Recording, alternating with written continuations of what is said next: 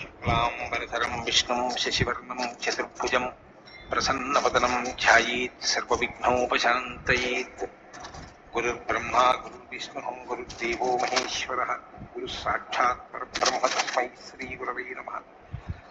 व्यासाय विष्णुरूपाय व्यासरूपाय विष्णवे नमो वै ब्रह्मनिधये वासिष्ठाय नमो नमः। कूजन्तं राम रामेति मधुरं मधुराक्षरम् आरुह्य कविताशाखां वन्दे वाल्मीकिकोकिलम्। श्रुतिस्मृतिपुराणानाम् आलयं करुणालयं नमामि भगवत्पादशङ्करं लोकशङ्करं। सदाशिवसमारम्भां शङ्कराचार्यमध्यमाम् अस्मदाचार्यपर्यन्तां वन्दे गुरुपरम्पराम्। वागर्धाविव सम्पृक्तौ वागर्धप्रतिपत्तये जगतः पितरौ वन्दे पार्वतीपरमेश्वरौ। सूक्तिं समग्रयितुः स्वयमेव लक्ष्मीः श्रीरङ्गराजमहिषी मधुरैः कटाक्षैः वैदग्ध्यवर्णकुण्डकुम्भनगौरवैर्यां कण्डूलकर्णकुहराः कवयोधयन्ति। हैमोर्ध्वपुण्ड्रमजहन्मकुटं सुनासं मन्दस्मितं मकरकुण्डलचारुगण्डं बिम्बाधरं बहुलदीर्घकृपाकटाक्षं श्रीवेङ्कटेशमुखमात्मनि सन्निधत्ताम्। मनोजवं मरुततुल्यवेगं जितेन्द्रियं बुद्धिमतां वरिष्ठं वातात्मजं वनरयूथमुख्यं श्रीरामदूतं शिरसा नमामि। जयत्यतिबलो रामो लक्ष्मणश्च महाबलः राजानीति सुग्रीवो राघवेणाभिपालितः दासोऽहं कोसलेन्द्रस्य रामस्याक्लिष्टकर्मणः हनुमान् शत्रुसैन्यानां निहन्ता मारुतात्मजः रावणसहस्रं मे युद्धे प्रतिफलं भवेत् शिलाभिस्तु प्रहरतः पादपैश्च सहस्रशः अर्दयित्वा पुरीं लङ्काम् अभिवज्य च मैथिलीं समृद्धार्थो गमिष्यामि विशतां सर्वरक्षसां धर्मात्मा सत्यसन्धश्च रामो दशरथिर्यदि पौरुषे च प्रतिद्वन्द्वशरैरं जहिराविणिम् आपदामपहर्तारं दातारं सर्वसम्पदां लोकाभिरामं श्रीरामं भूयो भूयो नमाम्यहम्। शरज्योत्सना शुद्धां शशीतजटाजूटमकुटां वरत्रासत्राणस्फटिकघटिका पुस्तककरां सकृन्नत्वा नत्वा कथमिव सतां सन्निधत्ते मधुक्षीरद्राक्षा मधुरिमधुरीणाः फणितयः। हरिः ओम्। అరణ్యకాండము 78వ సర్గము. ఆశ్రమమున ఒంటరిగానున్న సీతాదేవికి ఎట్టి ప్రమాదము సంభవించినదో అని శ్రీరాముడు కలవరపడుట, ఆ స్వామి తమ్మునితో కూడి త్వరగా ఆశ్రమమునకు చేరి ఆమెకై అంతటను కలయజూచుట. సదృష్ట్వా లక్ష్మణం దీనం శూన్యే దశరథాత్మజ పర్యపృచ్ఛత ధర్మాత్మ వైదేహీం ఆగతం వినా. నిర్జనారణ్యమున సీతాదేవిని ఒంటరిగా వదిలి దీనుడై వచ్చిన లక్ష్మణుని చూచి ధర్మాత్ముడైన శ్రీరాముడు అతనిని ఇట్లు అడిగెను. ప్రస్థితం దండకారణ్యం యా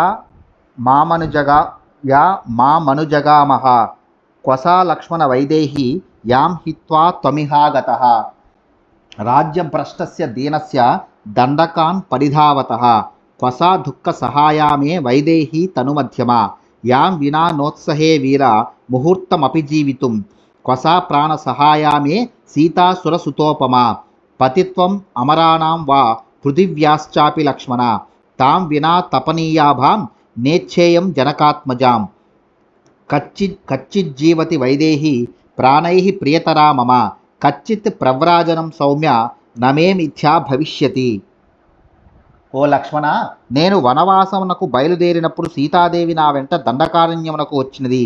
నీవు ఆమెను ఎక్కడ వదిలి ఇటు వచ్చితివి?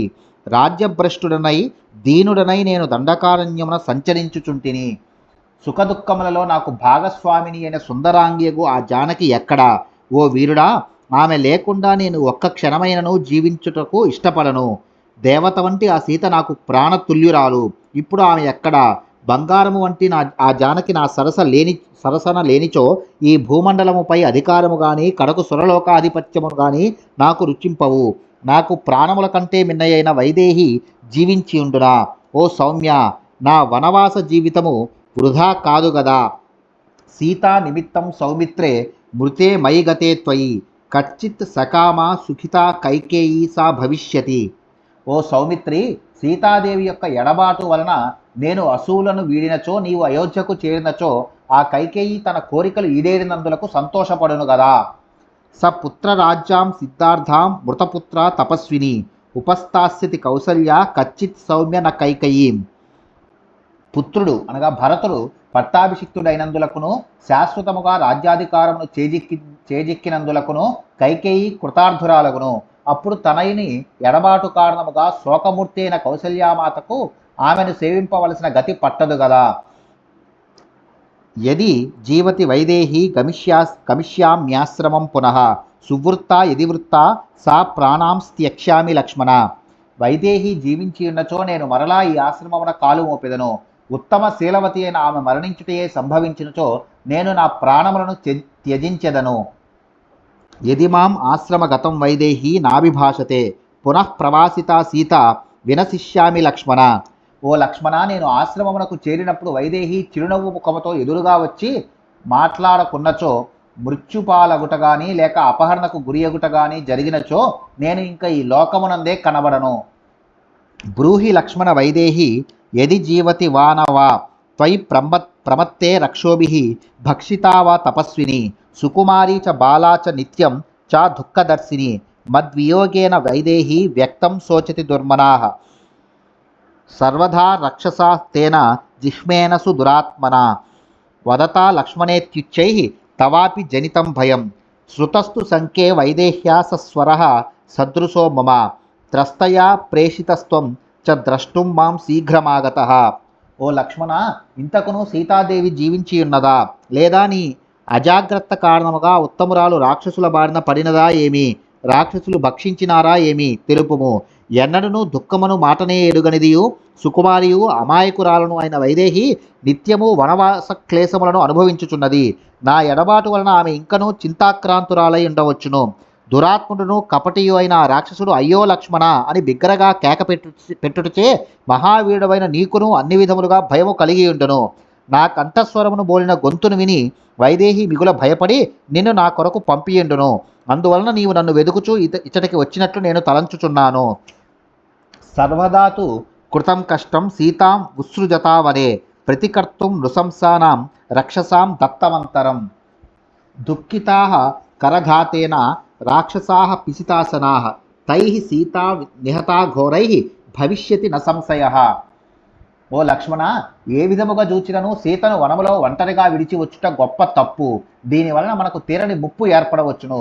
మనపై ప్రతీకారము తీర్చుకున్నటకు రాక్షసులకు చక్కని అవకాశం ఇచ్చినట్లయినది. కరుని మరణముతో భక్షకులైన రాక్షసులందరూ మిగుల కృంగిపోయిరి. అందువలన ఆ దుర్మార్గులు సీతను చంపవచ్చును. ఇందులకు సందేహము లేదు. అహోస్మిన్ వ్యసనే మగ్నః సర్వదా శత్రుశోధన కిన్విదానీం కరిష్యామి సంఖ్యే ప్రాప్తవ్యమీదృశం. శత్రువులను సంహరించుటలో సమర్థుడమైన ఓ సౌమిత్రి, అయ్యో అన్ని విధములుగా ఎంతటి కష్టము వచ్చిపడినది. ఇప్పుడు నేను చేయగలిగినది ఏమి? ఇది మన తలంవ్రాతయని తలంతును. ఇది సీతాం వరారోహాం చింతయన్నేవ రాఘవః ఆజగామ జనస్థానం త్వరయా సహలక్ష్మణః. ఇట్లు శుభాంగి అయిన సీతాదేవిని గూర్చి చింతించుచునే శ్రీరాముడు లక్ష్మణ సహితుడై వేగముగా జనస్థానమునకు చేరెను. విగర్హమానోనుజమార్తరూపం క్షుదాశ్రమాచ్చైవ పిపాసయాచ వినిశ్వసన్ శుష్కముఖో వివర్ణః ప్రతిశ్రయం ప్రాప్య సమీక్ష్య శూన్యం. స్వమాశ్రమం సంప్రవిగాహ్య వీరో విహార దేశాననుసృత్య కాంశ్చిత్ ఏతత్ తదిత్యేవ నివాసభూమౌ ప్రహృష్టరోమా యధితో బభూవ. చాలా దూరము నడిచి ఇండుటచే శ్రీరాముడు మిగుల బడలయుండెను. ఆకలి దప్పులకు లోనయుండుట వలన ఆయన ముఖము శుష్కించి కలదప్పియుండెను. అట్టి స్థితిలో ఆయన ఆర్తితోనున్న లక్ష్మణుని మందలించుచు నిట్టూర్పులు వదులుచు ఆశ్రమ ప్రదేశమునకు చేరెను. అందెచ్చటను సీత కనపడకపోవుటచే ఆ వీరుడు తన ఆశ్రమమున ప్రవేశించి ఆమె కొరకు అంతటను కలయజూచెను. అందును ఆమె కనబడకపోవుటచే అతడు తాను ఆమెతో కూడి విహరించిన ప్రదేశములను క్రీడాస్థలములను గాలించెను. ఫలితము శూన్యమగుటచే అతడు గతస్మృతులను తలంచుచు గగుర్పాటుతో చింతాక్రాంతుడయ్యను. ఇత్యార్షే శ్రీమద్ రామాయణే వాల్మీకియే ఆదికావ్యే అరణ్యకాండే 58 సర్గః. వాల్మీకి మహర్షి విరచితమై ఆదికావ్యమైన శ్రీమద్ రామాయణమునందలి అరణ్యకాండమునందు ఇది 78వ సర్గము.